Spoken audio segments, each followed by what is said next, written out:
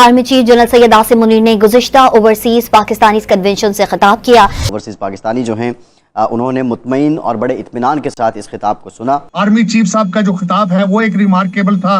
आज अब भारत की तरक्की, आपके पड़ोसी हैं, हमारा डीएनए सेम है, हमारे मिजाज सेम है।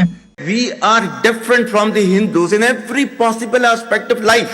Our religion is different. Our customs are different. Our traditions are different. Our thoughts are different. Our ambitions are different. That was the foundation of the two-nation theory that was laid there. और बिल्कुल general साहब ने ठीक कहा कि हमारा चीज़ों को देखने का तरीका मुख्तलिफ है, हमारा कल्चर अलग अलग है। चलो हिंदुओं से तो हम मुख्तलिफ हैं, लेकिन चाइना के साथ हमारा कौन सा करीबी रिश्ता है जिसके साथ हम नत्थी हुए हैं बड़ी देर से।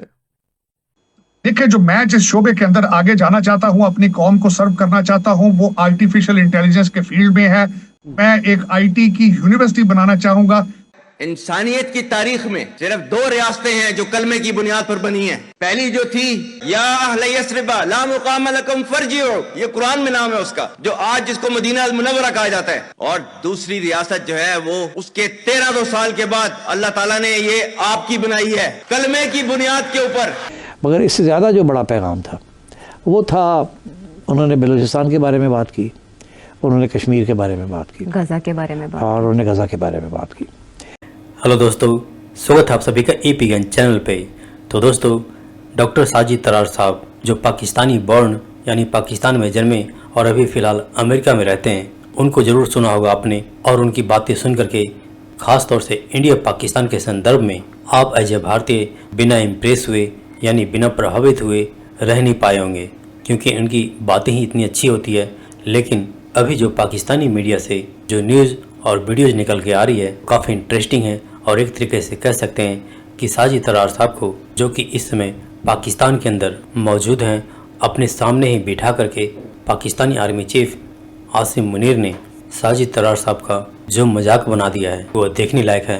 क्योंकि आप जानते हैं कि साजिद तरार साहब पाकिस्तानी मीडिया पे आकर के जो बातें करते हैं, आसिम मुनीर ने ठीक उसके विपरीत यानी उल्टा बातें किया है।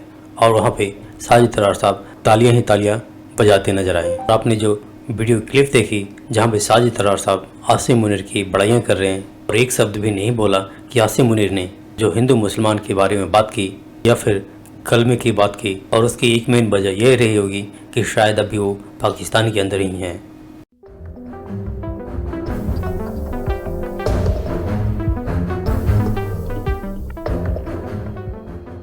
फर्स्ट टाइम एक ओवरसीज कन्वेंशन इस्लामाबाद में बुलाया गया, 2 रोज़ा 3 रोज़ा, और उसके लिए तकरीबन 1000 से ज़ायद कहा जा रहा है नुमाइंदे दुनिया भर से शरीक हुए 60 कंट्रीज से।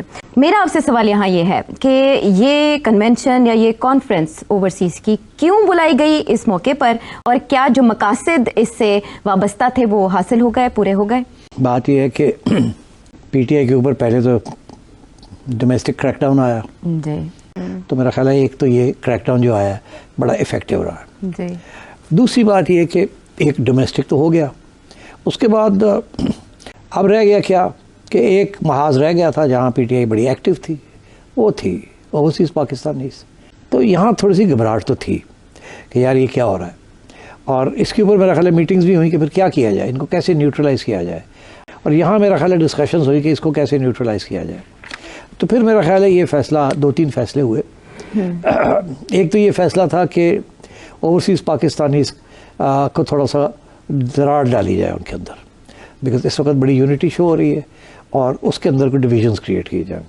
और मैं समझता हूँ कि वो कामयाब हो गए। जिस तरीके से वहाँ के कुछ लोगों को यहाँ दावत दे के बुला लिया गया और वहाँ बैठा दिया गया, क्योंकि पीटीआई के अंदर भी दरार डोमेस्टिकली डाल दी गई है और कामयाबी के साथ। Brilliant move. देखो ना, one has to be realistic. अब ये जो सारी जो गेम हो रही है यहाँ, यही है ना कि किसी तरीके के साथ ओवरसीज़ पाकिस्तानी पहले तो दरार डाल दी, अब जो अभी भी बोल रहे हैं उनको साइलेंस करना है, उनको निकालना है। मगर इससे ज़्यादा जो बड़ा पैगाम था वो था, उन्होंने बलूचिस्तान के बारे में बात की, उन्होंने कश्मीर के बारे में बात की, गजा के बारे में बात, और उन्होंने गजा के बारे में बात की। गजा के बारे में तो बड़ी उन्हें पता है पब्लिक सेंटिमेंट क्या है, तो पब्लिक सेंटिमेंट को भी रिकग्नाइज करना था और सपोर्ट करना अपील था। किया उनको। ठीक, बिकॉज जाहिर है that is a very major issue and दुख, मुसलमान कौम बहुत दुखी तकलीफ है, और सिर्फ मुसलमान कौम नहीं और भी दुनिया बड़ी दुखी है। तो ये तो कहना ही था, और अच्छा, वेरी गुड टच, बड़ा अच्छा किया और बड़ा इस तरीके से किया, दैट वाज नीडेड। आगे आए बलूचिस्तान के बारे में, मैं उसको लिंक करता हूँ जो कश्मीर के बारे में बात की, क्योंकि सबको पता है कि इसके पीछे किसका हाथ है, शरारत कौन कर रहा है, फीड कौन कर रहा है, हथियार कौन दे रहा है, सबके पीछे। तो वो भी फिर इशारा इंडिया को कर दिया जी, क्योंकि देखिए बड़े अरसे से कश्मीर की बात नहीं हो रही थी इस मुल्क में जी। बहुत अरसा से ही हम चुप हैं कश्मीर के ऊपर, क्योंकि कश्मीर के अंदर वो जो गिरिला वॉरफेयर था वो भी कमज़ोर पड़ गया है। वहाँ भी इंडिया ने उसको पकड़ लिया, कंटेन कर लिया। तो अब ये क्योंकि इंडिया का हाथ बहुत स्ट्रॉन्ग जा रहा है बलूचिस्तान में, और हमारा भी ये मौक़िफ़ है इंटरनेशनली भी कि इसके पीछे India is interfering in Pakistan. तो बलूचिस्तान के साथ फिर उन्होंने कश्मीर की बात कर, ये बेसिकली दिस इज़ अ पैगाम फॉर इंडिया कि हम चाहें तो हम फिर टैप खोल सकते हैं। इसीलिए कश्मीर जगुलर वेन ये वो सारी बात उन्होंने की। हाँ। इस मौके पे army chief general Syed Asim Munir ने भी खिताब किया, और उनका खिताब खासा वालिहाना था। ओवरसीज़ पाकिस्तानी जो हैं उन्होंने मुतमईन और बड़े इत्मीनान के साथ इस खिताब को सुना, और ये अहम बात यह है कि जो आर्मी चीफ ने खिताब किया उसमें बहुत से कुरानी हवाला जात भी थे। बहरहाल तारड़ साहब बहुत शुक्रिया आपके वक्त का। तारड़ साहब 2 रोज़ा ये कन्वेंशन था, ये पहली बार हुआ पाकिस्तान की तारीख़ में कि ओवरसीज़ पाकिस्तानियों को बुलाया गया और बाज़ाब्ता तौर पे एक प्रोटोकॉल, एक रिस्पेक्ट जो है उसकी एक रिवायत का आगाज़ किया गया। पाकिस्तानियों की, ओवरसीज़ पाकिस्तानियों की जो तवक्कुआत हैं, आप समझते हैं कि बिल्कुल ये उससे मुज़य्यन था, या वो कुछ और भी तवक्को कर रहे थे? और बिलखुसूस जो प्राइम मिनिस्टर ने और आर्मी चीफ ने स्पीच की है, हालांकि इस वक्त हालात आपको पता है, ओवरसीज जो जितने पाकिस्तानीज हैं उनके अंदर जो एक सियासी पार्टी है वो मुसलसल एक रोल अदा कर रही है। दूसरी बात यह है कि ओवरसीज पाकिस्तानी फाउंडेशन की हिस्ट्री में इस तरह का कन्वेंशन वो पहली दफा हुआ है, और जिस भरपूर तरीके से ओवरसीज पाकिस्तानीज ने उसमें शिरकत की वो भी रिमार्केबल थी। इंतजामात बहुत जबरदस्त थे, हर चीज बहुत आला थी। कुछ दोस्तों के गिले थे, मैं वहां पे जब अपने सर्कल में घूमता था तो उस पे कुछ गिले लोग करते थे मिस मैनेजमेंट के, अनऑर्गेनाइज करने के, लेकिन ये हर इवेंट में होता है। बाद लोग सैयद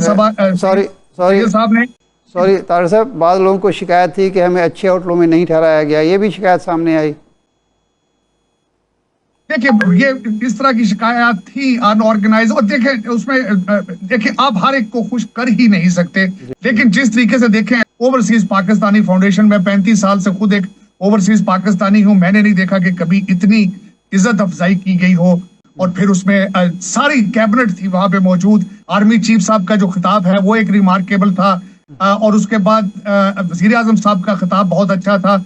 ये तारड़ साहब ये बताइएगा कि एक असेसमेंट की गई है 1000 अरब रुपए जो हैं वो पाकिस्तानी जो करेंसी है रुपए में इन्वेस्टमेंट जो है वो इस कन्वेंशन के बाद आएगी। तो आपकी भी कोई वर्किंग है? अगर यूरोप और अमेरिका से मिलके इन्वेस्टमेंट आती है तो उसका वॉल्यूम कितना होगा और किस किस शोबे में होगी?